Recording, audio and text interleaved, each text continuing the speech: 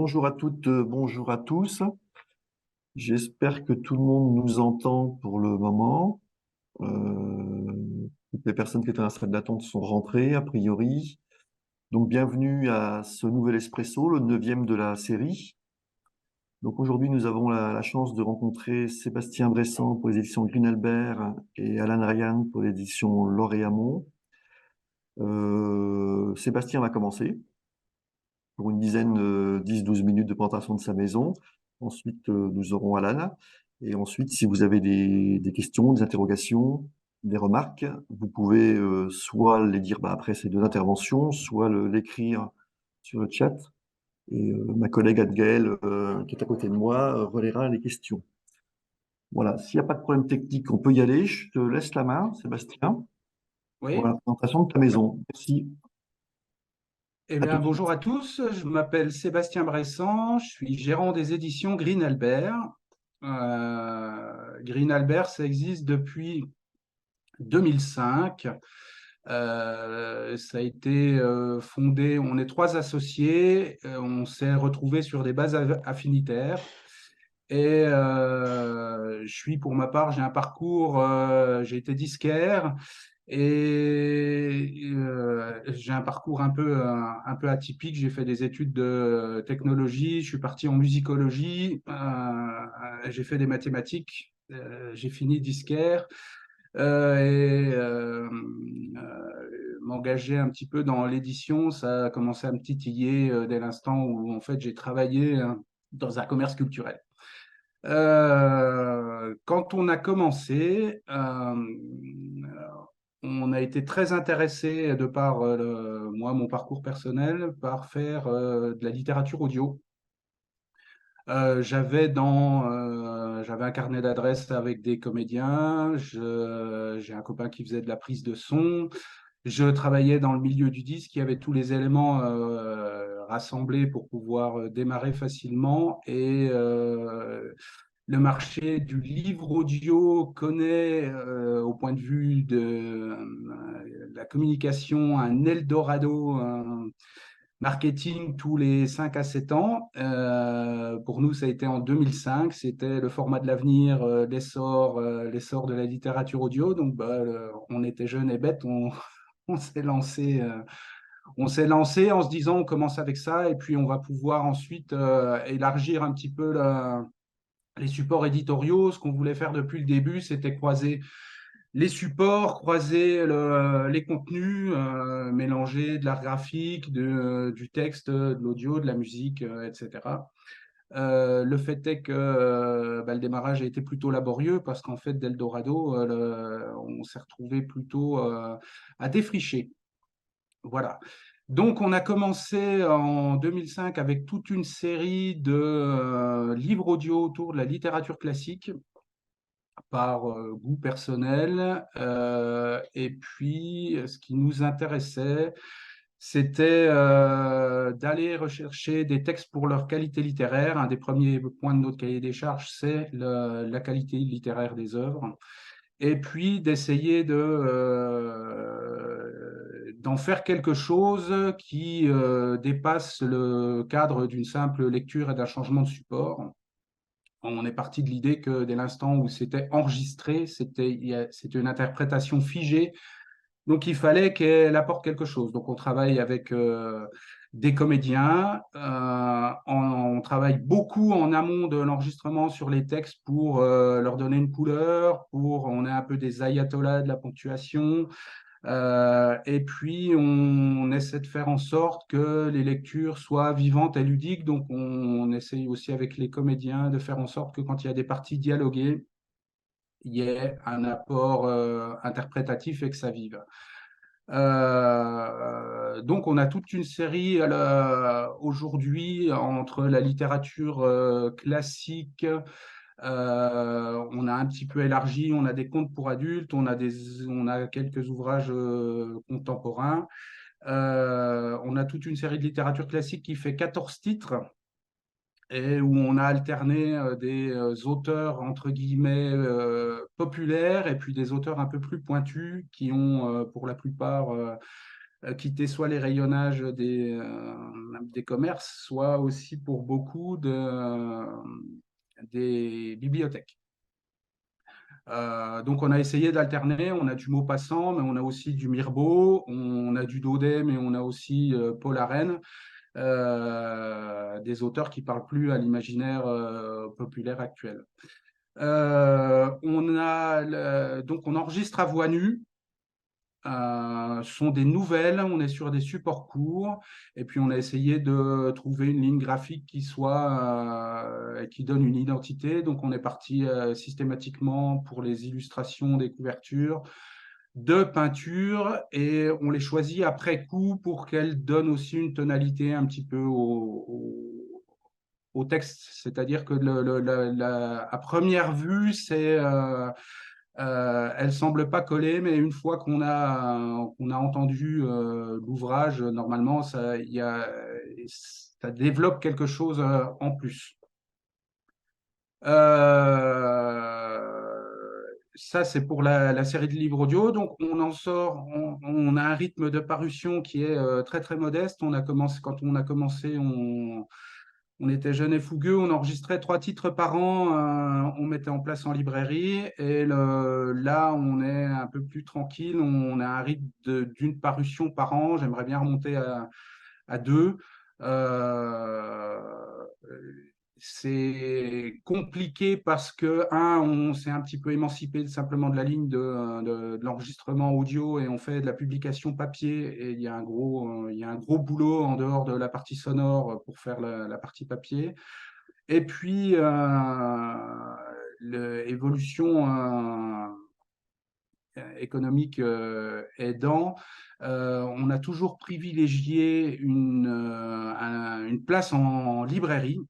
Quand on a commencé, donc on a pris le vent avec plein de petits éditeurs, dont certains ont disparu rapidement parce que ça correspondait aussi c'était déjà commencé, mais à une accélération assez rapide du commerce sur Internet. Et le support sonore avait l'intérêt de permettre ça, c'est que d'être disponible au téléchargement.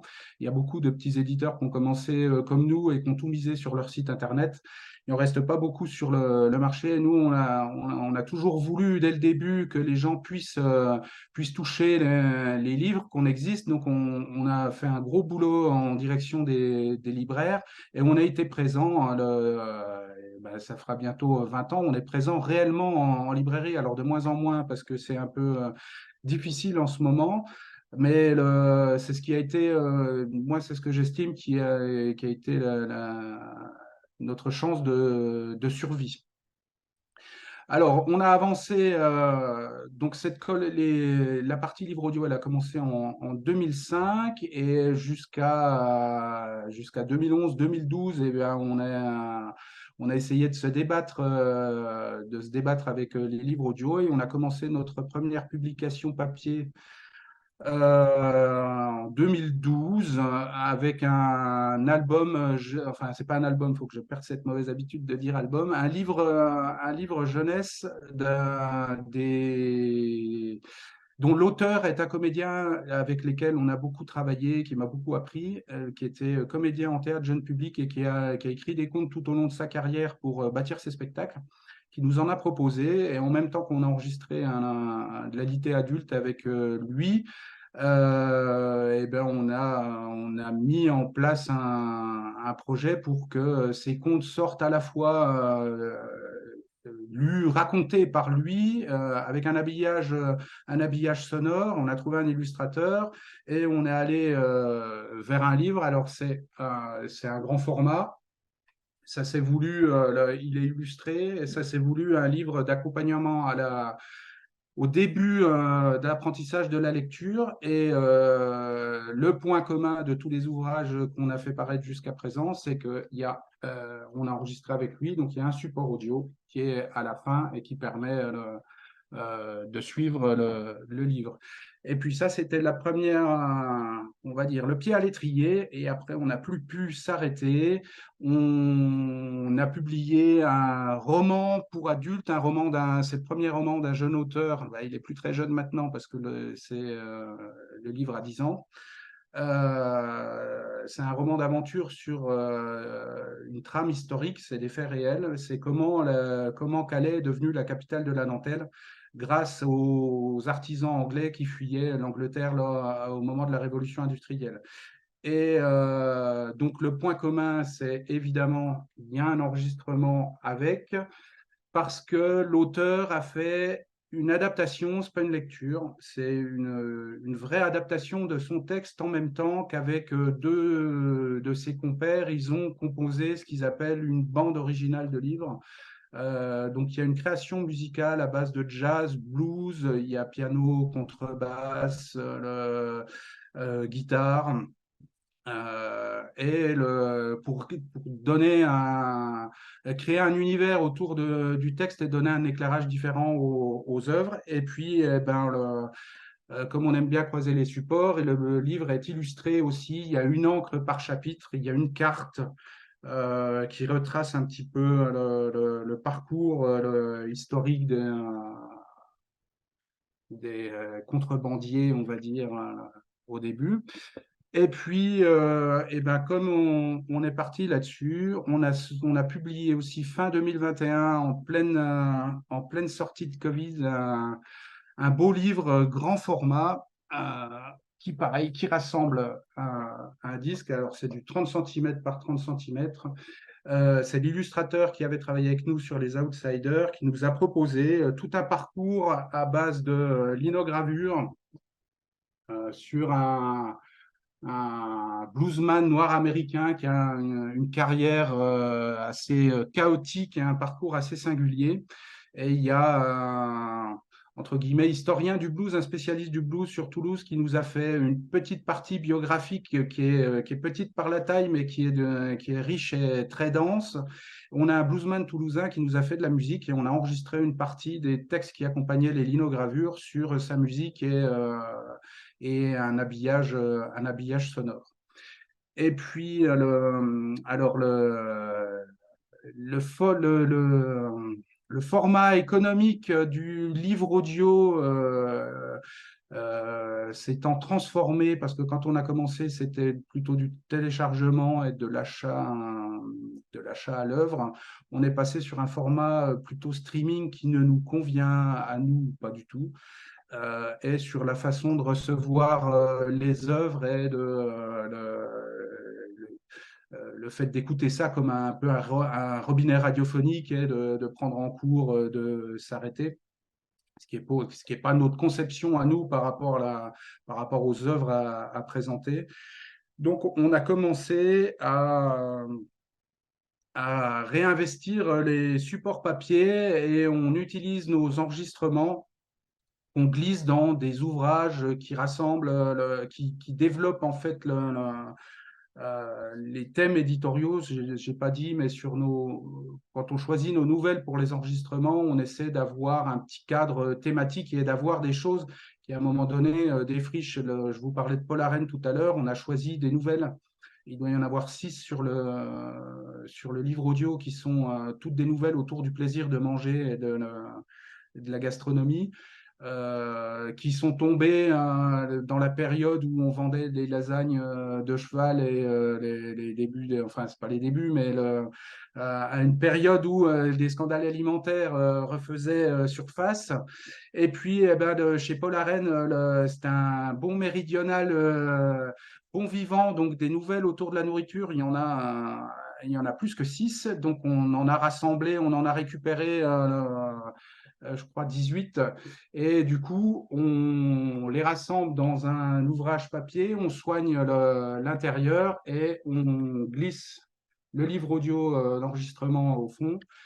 On fait un gros travail sur le texte parce que je me suis rendu compte aussi en travaillant les livres audio qu'il y a beaucoup d'ouvrages, même dans des éditions récentes ou entre guillemets de référence, ont des erreurs de typo, d'orthographe, des fautes d'orthographe, des choses comme ça. Donc, chaque fois qu'on en trouve une, ben, ma foi, on corrige sur le texte et puis au global, on essaye de gérer ça avec un prix de vente public qui ne soit pas rédhibitoire. Donc, les bouquins, ils sortent à moins de 20 euros.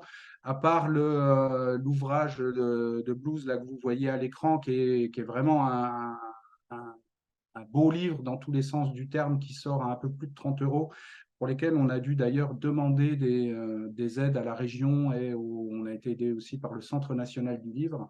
Le travail sur le prix fait partie de nos préoccupations. Donc, on travaille donc Et beaucoup avec les libraires. vous voyez, je On quitte mon, sort mon tous appareil. les ans et demi, un catalogue papier qui rassemble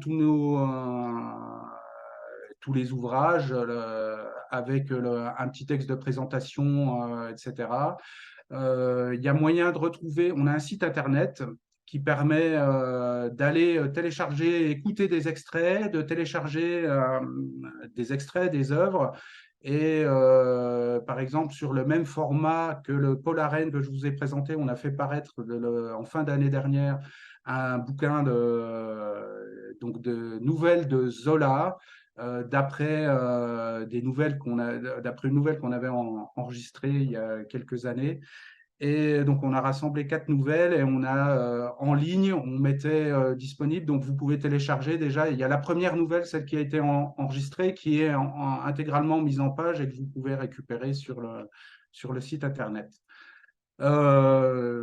Voilà, je pense que j'ai à peu près terminé pour expliquer ce qu'on fait. Donc, on travaille, on est autodiffusé, autodistribué. C'est moi qui, bien souvent, prends contact avec les libraires pour présenter le catalogue, pour se mettre en place. On a toujours favorisé le boulot avec les libraires, donc on a des conditions commerciales qui leur sont plutôt favorables, ce qui pour nous est un gage d'être présent de manière un petit peu plus souple, parce qu'on n'a pas des produits qui cassent la baraque quand ils sortent, donc qui leur permettent de durer un peu plus longtemps en rayon. Et puis, on sert les commandes Franco de Port dès la première. On s'est conformé en fait à ce qui a été la survie du livre dans les années 80, c'est-à-dire on fournit dès le premier exemplaire à la commande. Alors, je fais pas forcément des remises de 40% sur un libraire qui nous commande juste une commande client qui nous référence pas en rayon, mais on est assez réactif et assez souple. Voilà. Je Merci pense que le chrono, Sébastien on est bien. pour cette présentation assez large. Donc, je laisse la parole à Alan Ryan pour les éditions Lauréamont. Rappelez juste que Sébastien est sur Besançon, Alan et Lauréamont est sur Dijon. Voilà, une petite précision. À toi, Alan, merci. Bonjour à toutes et tous. Je pense qu'on m'entend du coup. Très bien. Oui. Alors, les éditions Lauréamont, nous, on est dans une édition naissante, on est tout jeune, même si vous allez le voir, on avait déjà édité quelques ouvrages ces 10 dernières années, même au-delà, je crois. Euh, Tout part en fait d'un collectif d'artistes, le collectif Lauréamont. Le collectif Lauréamont, nous sommes installés à Dijon depuis 25 ans. Nous sommes un collectif qui produisons du spectacle vivant, des œuvres visuelles. Euh, Nous sommes 5 personnes au sein du collectif. Et par le passé, nous avions déjà édité quelques titres en 2007, 2010 et 2016. Alors chez nous, dans le collectif, cette histoire d'éditer des ouvrages, c'était quelque chose au coup par coup, en fonction des projets qui se présentaient, et c'était plutôt des projets d'artistes. Donc on n'avait pas structuré, en tout cas, la chose en termes de maison d'édition. Et puis avec mon collègue Mathieu Louvrier, qui malheureusement n'est pas là ce matin, parce qu'il travaille sur un atelier avec des publics, nous avions l'envie depuis au moins 2015 de lancer quelque chose de plus sérieux en termes d'édition et de créer quelque chose qui puisse aller de l'écrit à l'image et de l'image à l'écrit. Et on a commencé à travailler en 2017 sur un projet d'édition. Ça nous a pris pas mal de temps parce qu'on a beaucoup réfléchi aux histoires de format, aux histoires de papier, aux histoires de structuration, et puis sur cette histoire justement texte-image, comment on souhaitait monter les choses. On a travaillé activement en 2020-21 sur ce projet de maison d'édition au sein du collectif. Et la maison d'édition est née à l'automne 2022, donc on n'a même pas un an.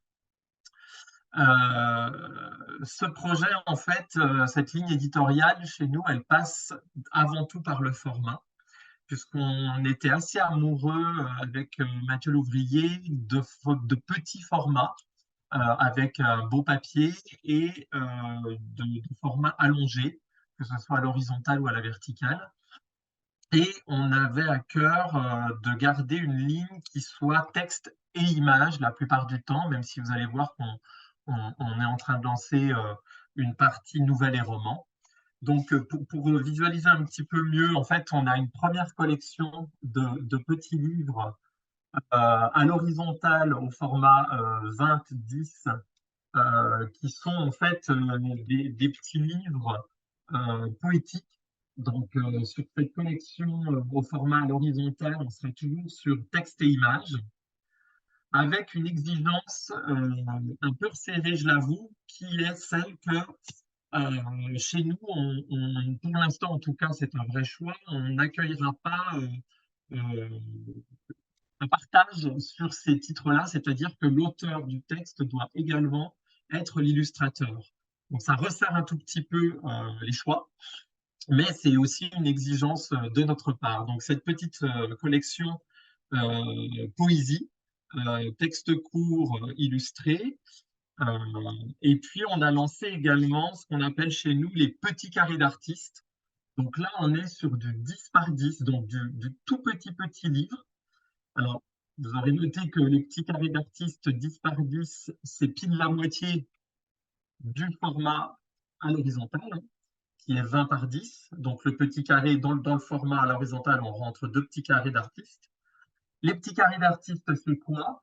Ce sont des tout petits livres uniquement où on entre en poésie par l'image. Donc, dans cette petite collection-là, en fait, nous n'aurons jamais de texte, ce sera toujours de l'image. On a un premier titre avec un travail photographique et un second titre qui est sorti à l'automne dernier avec du dessin automatique au stylo bille. Tout à l'heure, je vous ai montré la collection à l'horizontale. On a un premier titre de Mathieu Louvrier et un second titre de Lucien Tramontanet. Donc, pour l'instant, ce sont les 4 premiers titres que nous avons publiés depuis septembre dernier. Et puis là, au mois de juin, nous venons de sortir le premier titre de la collection à la verticale. Donc, on est sur le même format, toujours même papier. Là, on est sur un format 10-20, donc on est typiquement dans le format que j'ai présenté tout à l'heure à l'horizontale, le même format, mais à la verticale, pour une collection de livres où là, ce ne sera principalement que du texte, nouvelles, récits de vie et romans. Ce premier titre s'appelle Le Phare. C'est un projet de Clémence Dan, une jeune autrice qui est issue de l'École des Beaux-Arts de Dijon.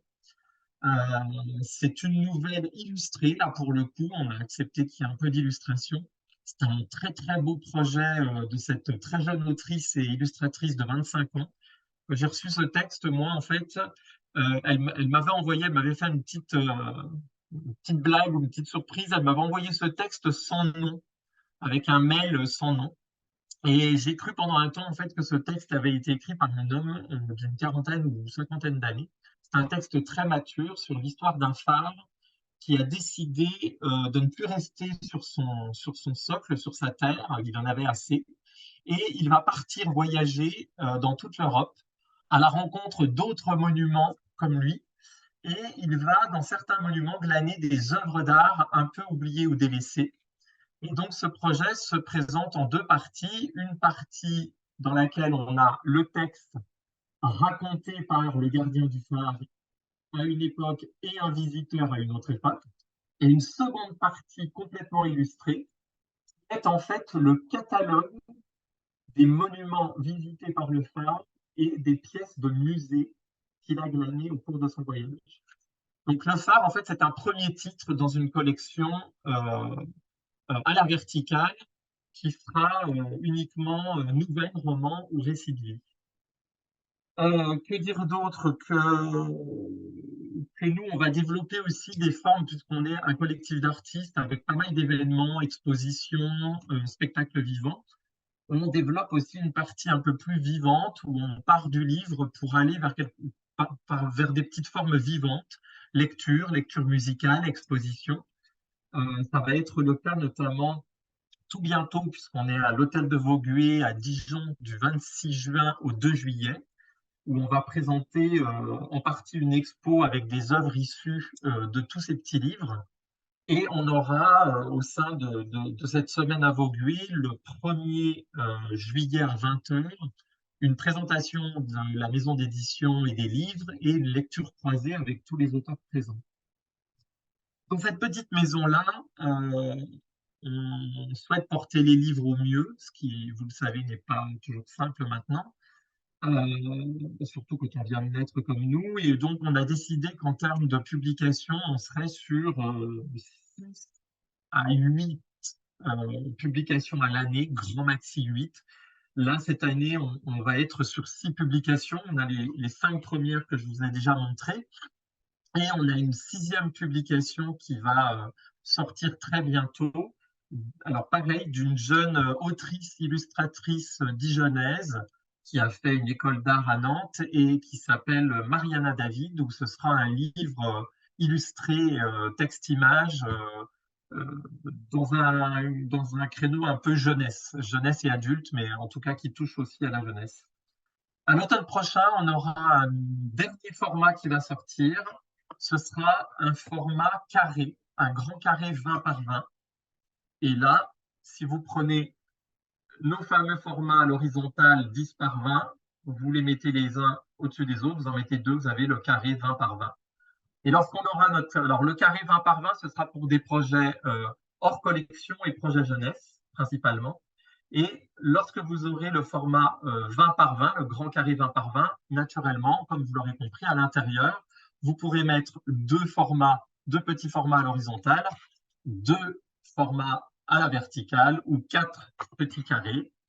L'idée étant que si nous sommes encore là dans 2 ans, ce qu'on souhaite, l'idée étant de faire des petites boxes de 20 par 20 et de proposer ensuite aux lecteurs et au public de confectionner leur propre box, des petites boîtes de 20 par 20 dans lesquelles ils pourront mettre plusieurs titres à l'horizontale, à la verticale ou au carré. Voilà, je pense avoir tout dit. Nous sommes sur Internet, on a un site Internet qui est noté d'ailleurs dans la discussion partagée, je crois.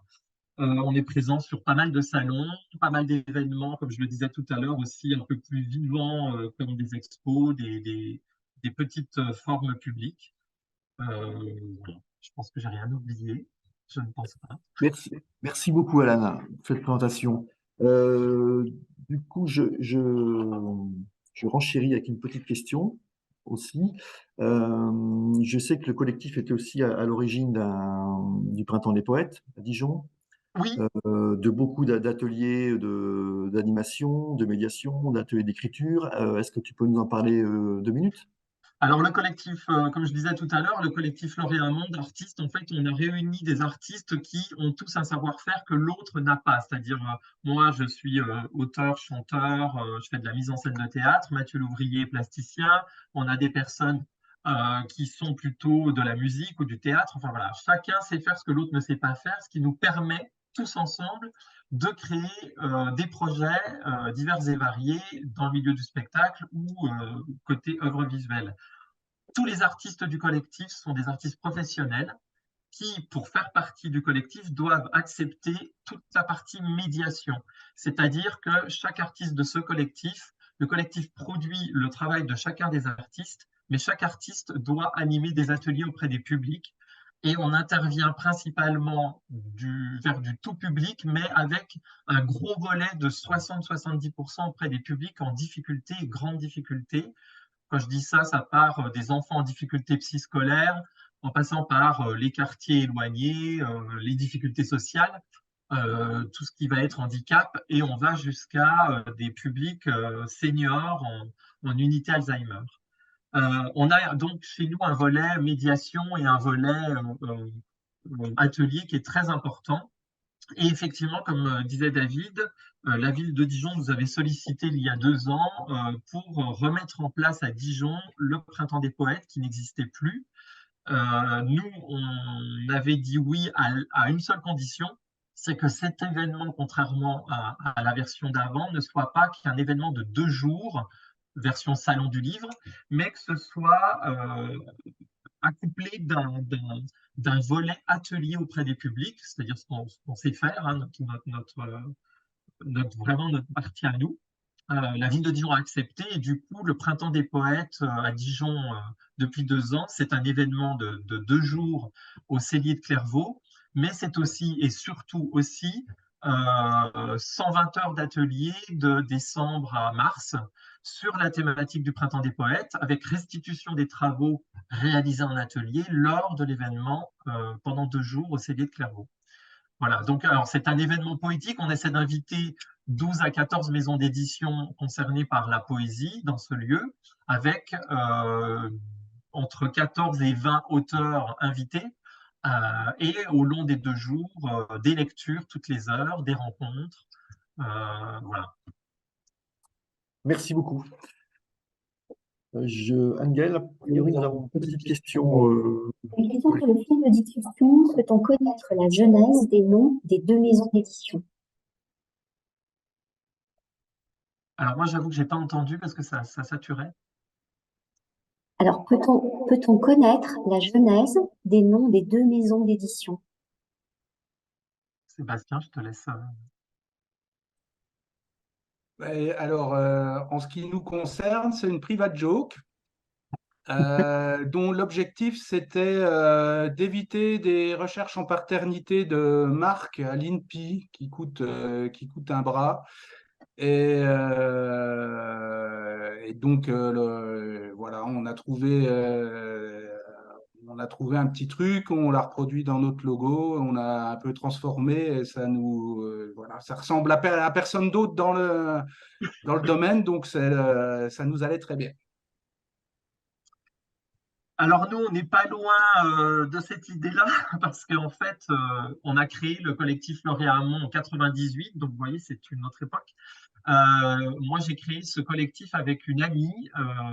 En fait, au départ, ce collectif avait été, il faut l'avouer, créé pour pouvoir, moi, en tant qu'artiste chanteur en Bourgogne, me produire. Il a depuis été beaucoup transformé pour en devenir un vrai collectif, comme je l'ai expliqué tout à l'heure. Et avec cet ami, en fait, on est passionné, on était très jeunes et on était passionné par tout ce qui est littérature romantique, 19e et tout ça. Et en fait, on avait appelé le collectif Lauréamont, bon, c'était son choix à elle, en clin d'œil à Lautréamont. Voilà, donc c'était à l'époque, on avait des personnes qui disaient Lautréamont et des personnes qui nommaient cet auteur Lauréamont. Les deux, on entendait les deux. Et donc, c'était un petit jeu de mots. Voilà. Alors aujourd'hui, peut-être on ne ferait pas ce choix-là. Des fois, on a un petit. Voilà, bon, on se dit, est-ce une erreur de jeunesse ou pas? Bon, en tout cas, on a continué à avancer avec ce nom. Et il aurait été dommage d'en changer, puisque après, on s'est fait connaître assez largement sous ce nom-là. Mais en tout cas, voilà, le collectif et les éditions L'Or et Amont, c'est peut-être un clin d'œil de jeunesse, en tout cas, à l'autre et Amont. Merci beaucoup, Anne. Euh, moi, je voulais poser une petite question, une dernière question à Sébastien. Euh, Est-ce que tu as un projet en cours ou quelque chose qui sort prochainement ou dans plusieurs mois? Est-ce que tu pourrais nous en parler? Voilà, ça dépend comment on approche prochainement. Oui, oui, ben on a la dernière parution, elle date d'octobre, enfin début octobre l'année dernière, c'était le Zola.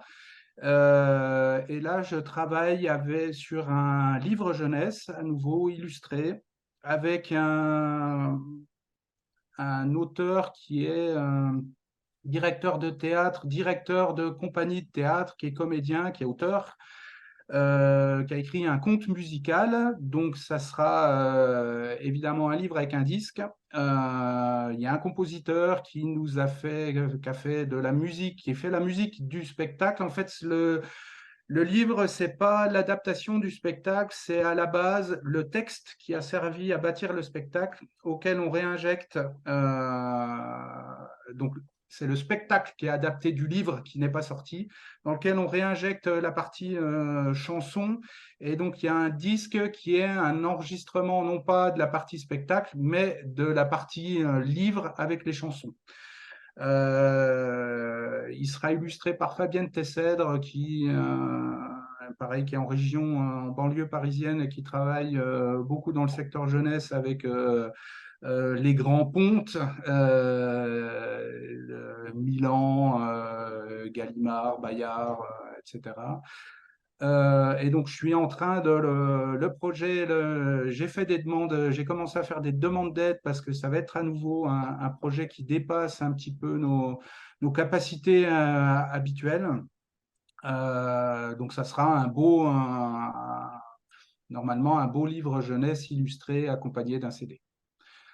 Qui devrait paraître. Donc la création scénique du spectacle, c'est prévu en mois de septembre. Le but du jeu, c'est de faire un truc qu'on aime bien depuis le début, c'est que ce qu'on édite finit pas simplement sur un rayonnage ou dans un bac de libraire, et que les œuvres, elles aient aussi une vie en dehors de leur publication papier ou CD.